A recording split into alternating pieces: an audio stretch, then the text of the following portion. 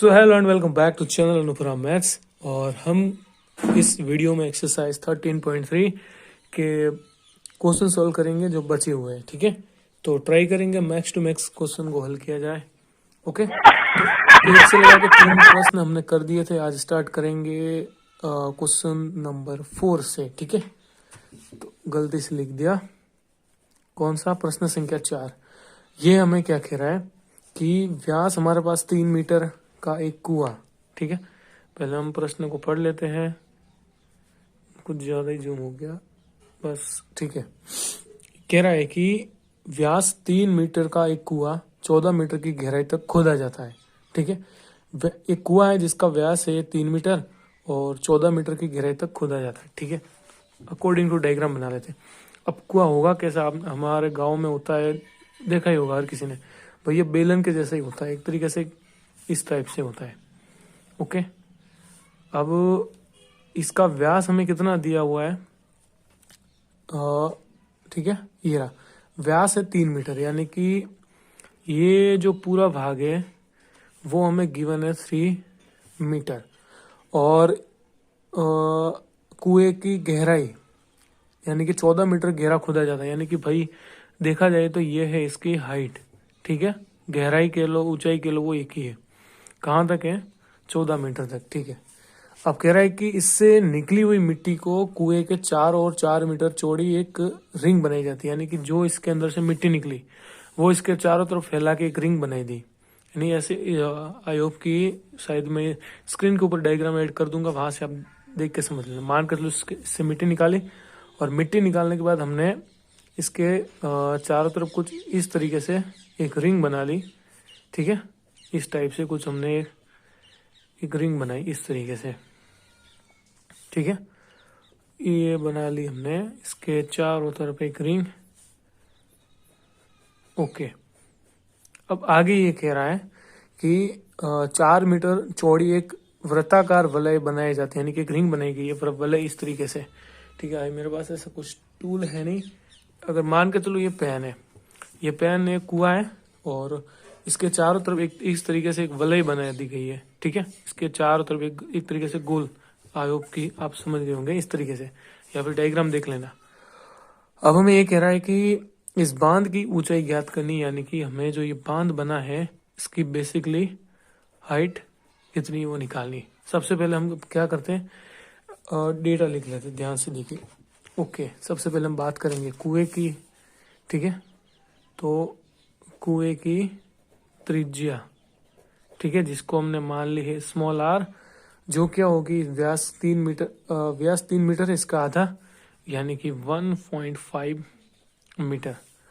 फिर है कुएं की ऊंचाई। ठीक है, मैं शॉर्ट में लिख रहा हूं, जिसको मान लेते हैं स्मॉल हैच, जो हमें गिवन है 14 मीटर है। गहराई के लो ऊंचाई के लो एक ही है। ओके, अब बारी आती है इस बांध की। ओके, तो हम क्या करते हैं, बांध की त्रिज्या, ठीक है, जो हम मानेंगे कैपिटल आर, और उसे ध्यान से समझना। ठीक है, तो कुछ ज्यादा ही हो रहा है। ओके, अब ध्यान से ओके ठीक है। अभी अब हमें बांध की त्रिज्या निकालनी पड़ेगी। अब ये हमें क्या बोला था कि कितना चौड़ा बन रहा है बांध, तो कुएं के 4 और 4 मीटर चौड़ी, यानी कि ये इतना चौड़ा है। यहाँ से भी, यहाँ से भी, ठीक है, यहाँ से और यहाँ से। अगर मुझे इसकी त्रिज्या निकालनी होगी तो भाई ये बन गई त्रिज्या। ठीक है, ये पूरी आ गई, यानी कि 4 इधर भी है, 4 इधर भी है और 3 तो ये आ गया। यानी इसकी त्रिज्या कितनी होगी? अगर मैं इसका व्यास पूछ लूँ तो व्यास कितना हो जाएगा? देखो 4 मीटर इधर भी चौड़ा है, 4 मीटर इधर भी है, 4 मीटर इधर भी है, तो 4 मीटर इधर भी तो होगा। ठीक है, तो व्यास, अगर मैं व्यास इसका पूछूं तो व्यास कितना हो जाएगा? 11, यानी कि इसका आधा। तो इसकी त्रिज्या आ जाएंगी 11/2, यानी कि 5.5 मीटर। अब हमें इसकी हाइट निकालनी है, तो बांध की जो हाइट है यानी कि ऊंचाई, वो हमें इसको कैपिटल एच मान लेते हैं, वो हमें क्या करनी है, निकालनी है। तो भाई ये क्या एक तरीके से आयतन ही है, इसके अंदर से मिट्टी निकाल के हमने ये चीज बनाई हुई है। अब ध्यान से देखना, तो अब करते हैं सॉल्व। ठीक है, ओके, तो यहाँ से हम अपना काम स्टार्ट करते हैं। अब सबसे पहले इस कुएं का आयतन लिख लेते हैं, आयतन जो भी है हमारे पास। तो आयतन का फॉर्मूला क्या होता है बेलन का? ये होता है पाई आर स्क्वायर एच। तो एक तरीके से जो ये बांध बना ये भी हमारे पास बेलन ही है, बट यहाँ पे एक चीज समझना, ठीक है। पाई पहले मैं लिख देता हूँ, ऐसा क्यों लिखा, capital R square minus R square और हमारा एच है ही। अब ऐसा हमने क्यों किया, तो चीजों को समझना। देखो ये इसकी जो रेडियस है बांध की, ये पूरी आ रही है, ठीक है। बांध की जो रेडियस होगी यहाँ तक होगी, और इस बांध की रेडियस में कुएं की रेडियस भी आ गई, यानी कि बांध की त्रिज्या यहाँ से स्टार्ट हो रही है और यहाँ पे खत्म हो रही है। लेकिन यहाँ से लगा के यहाँ तक की जो त्रिज्या है वो किसकी है, कुएं की है। यानी कि इस पूरी त्रिज्या में से मुझे ये वाली त्रिज्या घटानी पड़ेगी, ठीक है, क्योंकि नहीं तो 2 बार काउंट हो जाएगा ना। देखो यहाँ पे भी आ रहा है, ठीक है, ये वाली त्रिज्या यहाँ पे भी आ रही है, और ये यहाँ पे हमने जो ये लिया आर स्क्वायर, ये तो आर स्क्वायर ये पूरा होगा जिसके अंदर ये वाली त्रिज्या फिर से आ गई। तो इसी वजह से हम इस पूरी हाइट में से इतने निकाल देंगे। जैसे सपोज करो कि मैंने मान के चलो इतना सा भाग आपको दिया है 7 है, ठीक है, ये पूरा भाग यहाँ से लगा के यहाँ तक का 7 है, और ये 4 है। तो क्या आप ये निकाल सकते हो? आप क्या करोगे, इस पूरे में से इसको घटाओगे, तब आपको ये वाला भाग मिल जाएगा। सिमिलरली कि ये बांध की जो त्रिज्या है ये पूरी है, और इसके अंदर ये वाली त्रिज्या भी कुएं की भी आ गई। तो इसी वजह से हमने क्या किया कि बांध की त्रिज्या में से कुएं की त्रिज्या को माइनस किया। अब देखो पाई से पाई तो हमारा टाटा बाई बाई हो गया। अब आर स्क्वायर यानी कि 1.5 का स्क्वायर, और हाइट कितनी गिवन है, एच है हमारे पास 14, बराबर आर स्क्वायर यानी कि 5.5 इसका स्क्वायर माइनस 1.5 का स्क्वायर, और हमारा हाइट हमें निकालनी है। 1.5 ना मान, इसको 15 मान लो, 15 का स्क्वायर कितना होता है 225। अब ध्यान से देखना, ये चीजें अगर आपको समझ में आती है तो, नहीं आती है तो ठीक है, समझो इसे, ठीक है। अब मान के चलो ये 1.5 है, मैं यहाँ पे ग्रफ पेज मिल जाए तो ठीक है, अपना काम मिल जाए, चलो मिल गया। ये 1.5 है, तो 1.5 की घात कितनी है 2, तो मैं इसको ऐसे तो लिख सकता हूँ 1.5 मल्टीप्लाई 1.5। ओके, मान के चलो मैं इस पॉइंट को हटा रहा हूँ, तो पॉइंट को हटाने के लिए किससे गुणा करना पड़ेगा, 10 से। तो मैथ्स का रूल है 10 का भाग भी देना पड़ेगा। इसी तरीके से यहाँ से इस पॉइंट को हटाना है तो 10 का गुणा और 10 का भाग। और जिसको ये चीजें आती है ये वाले पार्ट को स्किप कर सकते हैं, या फिर वीडियो की स्पीड को आप बढ़ा सकते हो, ठीक है। तो ये वाला इस जीरो ने इस पॉइंट को खा लिया तो ऊपर था आगे 15/10। इसी तरीके से इस जीरो ने इस पॉइंट को खा लिया तो ऊपर भी आगे 15/10। तो 15 का मल्टीप्लाई जब हम 15 से करते तो आते 225, और 10 का गुणा 10 से किया था आगे 100। अब जीरो कितने 2, तो ऊपर 2 संख्या छोड़ के पॉइंट लगाते। कैसे, यहाँ से काउंट किया जाता 1, ये 2, इकाई से स्टार्ट करते, यानी ये पहली संख्या, ये दूसरी संख्या, तो आ गया 2.25। तो क्योंकि 2 संख्या के बाद ही क्यों लगा, क्योंकि जीरो थे 2। अब डायरेक्ट तरीका क्या होता है कि जब हम स्क्वायर करते हैं तो इसको मान लो 15 का स्क्वायर कितना होता है 225।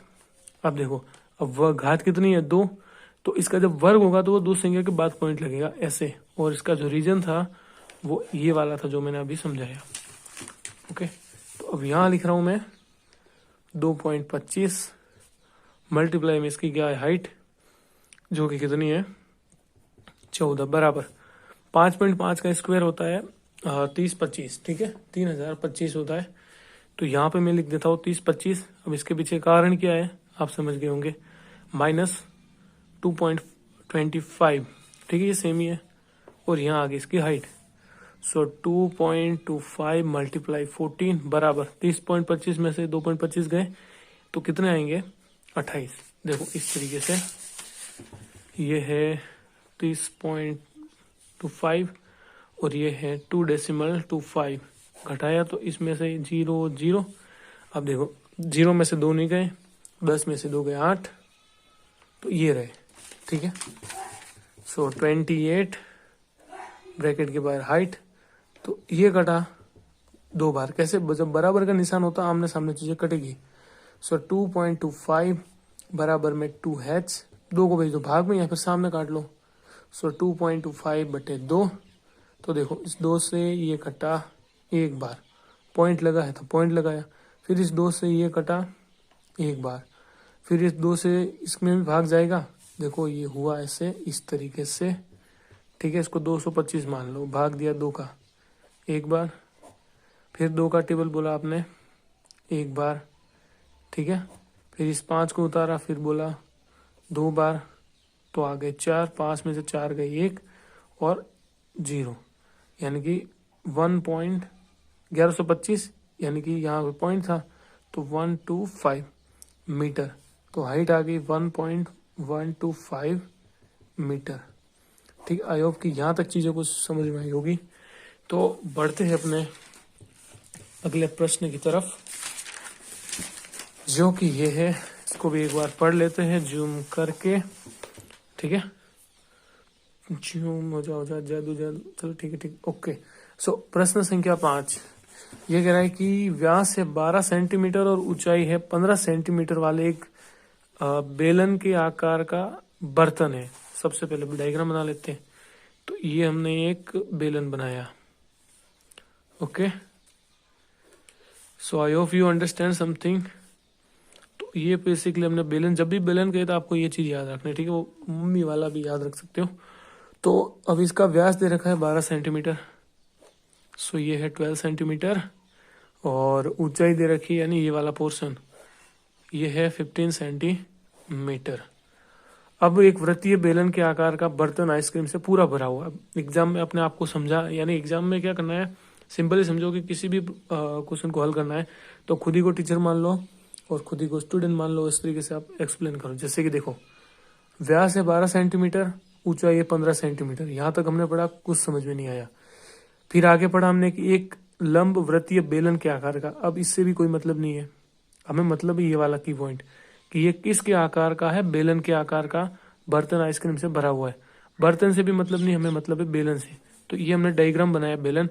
फिर हमने देखा कि इसका व्यास ये वाला भाग होगा जो कि 12 है, जो इसकी हाइट है 15 है। अब कह रहा है कि ये जो है ना बर्तन आइसक्रीम से पूरा भरा हुआ, ठीक है। आपकी फेवरेट आइसक्रीम इसमें भरी हुई है, वेनिला हो सकती है, चोकोबार हो सकती है, फोरेर रोशल हो सकती है, जो भी आपकी आइसक्रीम हो सकती है, उसको इमेजिनेशन कर सकते हो। और भरा हुआ है पूरा कंटेनर। बाई चांस ये आपको मिल जाए, कितना मजा आ जाए है? ओके, तो ये पूरा आइसक्रीम से भरा हुआ है।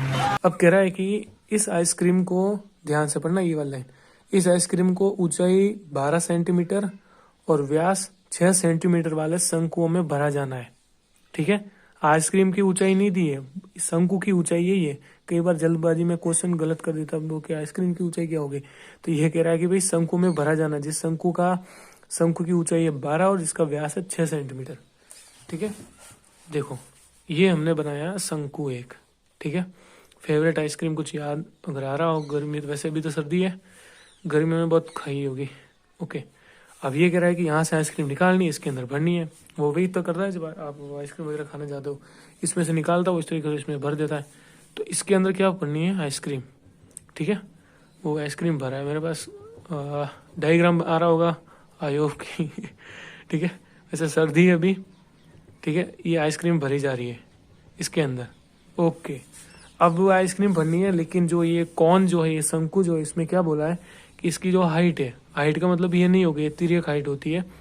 तो ये वाली जो हाइट वो हमें गिवन है 12 सेंटीमीटर, और इसका व्यास यानी कि ये वाला भाग कितना है, 6 सेंटीमीटर, ओके। जिनका ऊपरी सिरा अर्ध गोलाकार होगा। अब यानी कि भाई आइसक्रीम यहाँ तक ही नहीं भर रहा, वो यहाँ तक भर रहा है ऐसे, इस तरीके से। आई होप अब तो कुछ मजा आ रहा होगा। ऐसे ही तो होती है हमारी आइसक्रीम, ठीक है। यहाँ तक भर रहा है। तो बेसिकली अब हुआ क्या, यहाँ पे 2 चीजें आई हमारे पास, एक शंकु भी आ गया, एक अर्धगोला भी आ गया, ठीक है। जब हम खाते चीजें, तो अब कहने का सेंस यही है। अब हम क्या करते हैं, अकॉर्डिंग टू प्रश्न चलते हैं और डेटा लिख लेते हैं, ठीक है, ओके। सबसे पहले बात कर लेते हैं बेलन की, ठीक है। बेलन, इसकी ऊंचाई जिसको मान लेते हैं स्मॉल h, जो कि हमें गिवन है 15 सेंटीमीटर।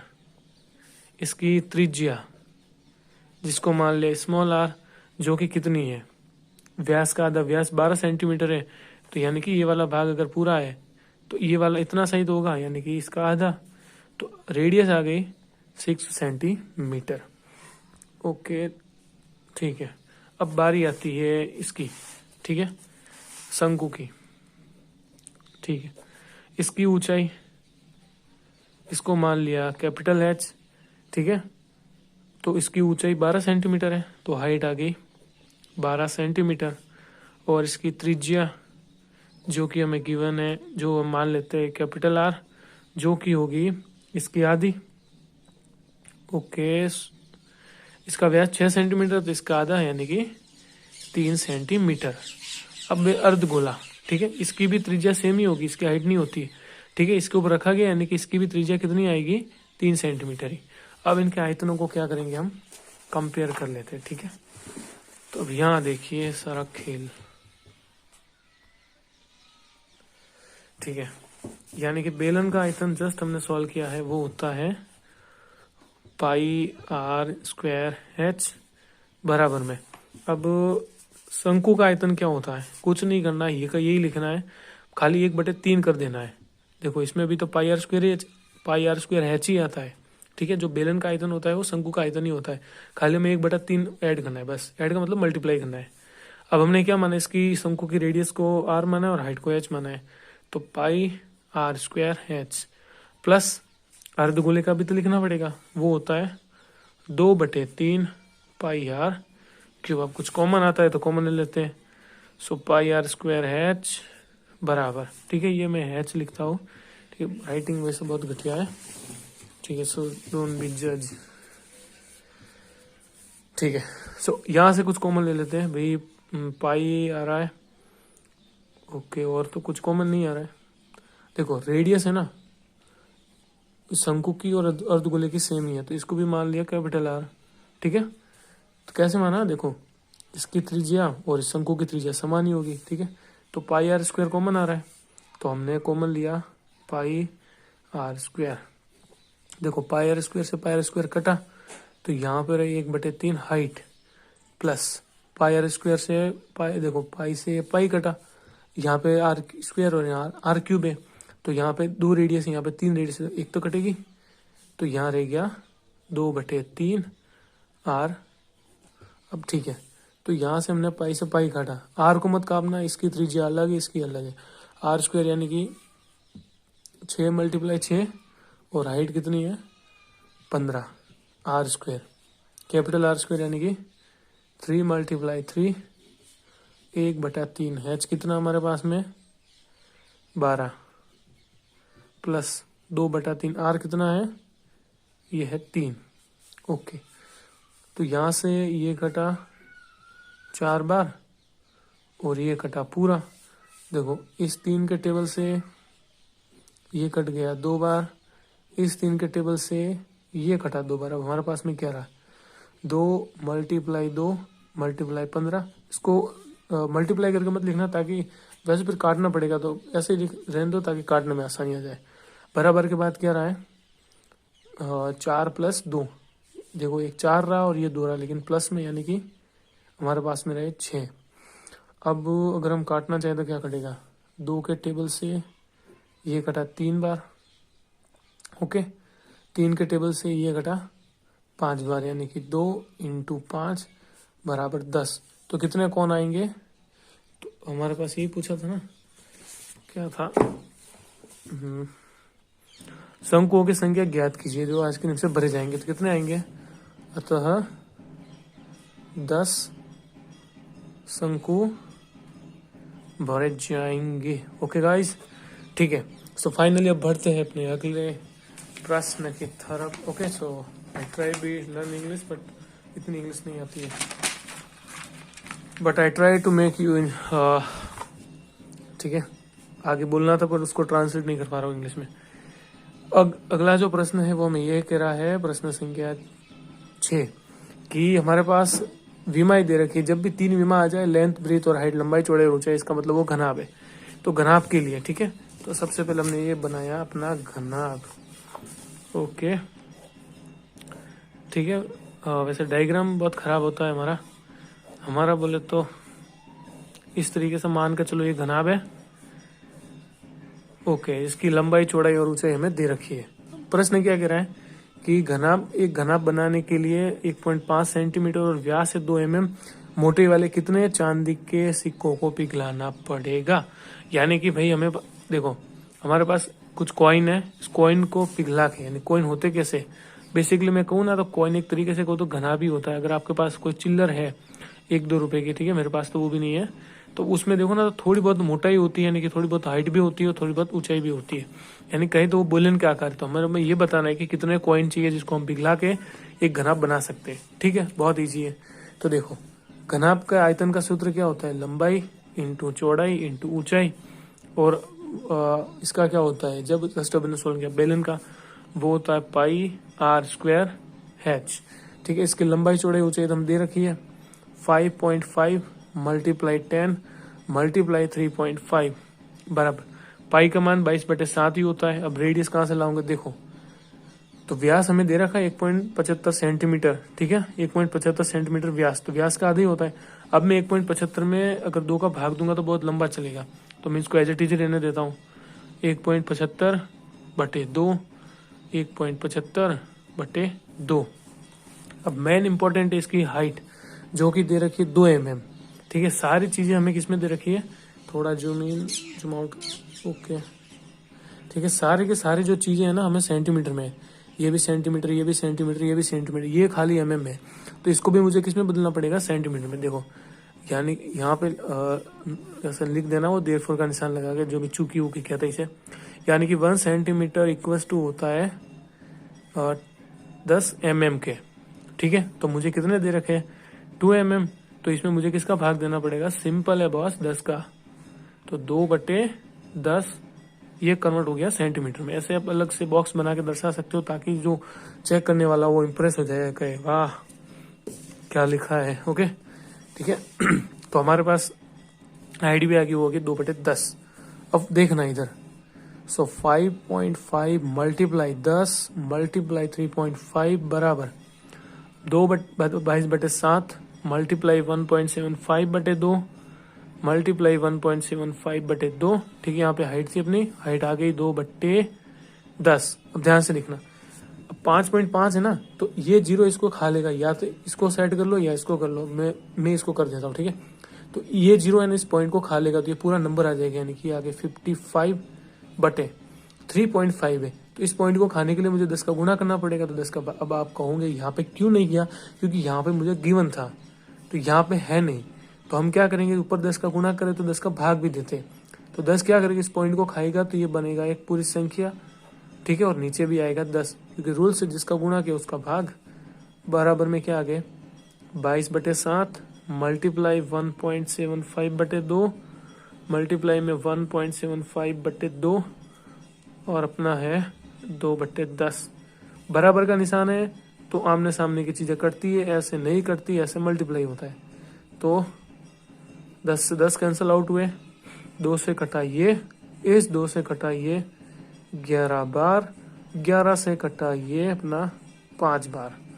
अब ध्यान से लिखना, जब मैं 7 का भाग देता हूँ 1.75 में, यानी कि 7 का भाग दे दिया हमने 175 में, मान के चलो 1.75 नहीं है ये, 1.75 ना मान के इसको 175 मानते हैं, और 7 का देते हैं भाग।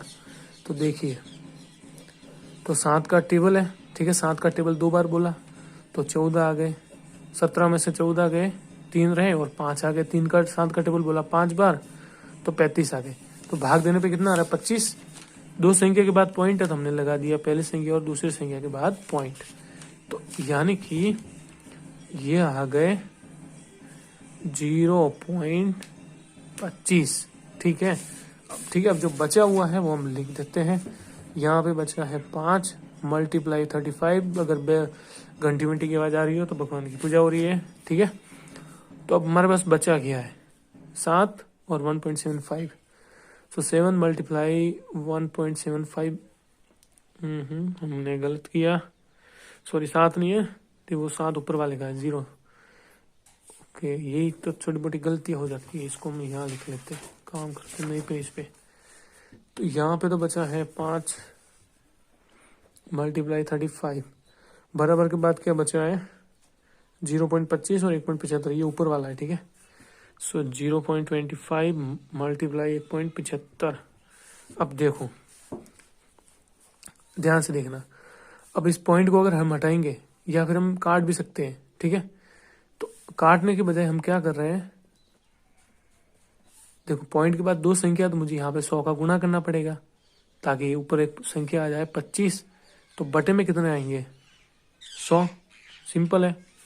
मल्टीप्लाई, यहाँ पर भी मुझे 100 का गुणा करना पड़ेगा, सब 100 का हम गुणा करेंगे तो क्या आएगा, ये ना देखो ये इस तरीके से समझो, ये है 0.25, पॉइंट के बाद 2 संख्या, तो 2 जीरो यानी कि 100 10 इसी से गुणा करते, 200 से नहीं करते, 100 से गुणा किया 100 से भाग, ये 1 जीरो है ना, इस पॉइंट को खाएगा, ये पॉइंट आ जाएगा इधर, फिर ये जीरो इस पॉइंट को खाएगा, इस पॉइंट को ला देगा इधर, तो ये संख्या बनेगी। आपको जीरो का क्या होगा, कुछ नहीं होगा, ठीक है। तो ये 25 बन जाएगी। तो यहाँ पर भी 100 का गुणा, तो 100 का दिया है भाग, देखो बराबर का निशान है। 5 के टेबल से ये कटा 5 बार, 35 के टेबल से ये भी कटा 5 बार। अब हमारे पास में क्या रहा है, देखो इस 5 से ये कटा 20 बार और ये भी कटा 20 बार। हमारे पास में क्या रहा 20 × 20 बराबर 400। तो कितने कॉइन चाहिए, तो कॉइन्स हमें चाहिए बराबर 400, ठीक है। तो इसी के साथ अपना वीडियो को यहीं पे ख़त्म करते हैं क्योंकि बहुत लंबी हो रही है। तो अगले वीडियो में हम इनको भी हम निपटा ही देंगे, ठीक है। तो टेक केयर और मिलते हैं अगले वीडियो में। अब अगर तुम लोग नए हो तो सब्सक्राइब करो, वो जो लाल वाला बटन है उसके साथ स्कैम करो या फिर महफिल जमाओ, मुझे नहीं पता, बस क्लिक हो जाना।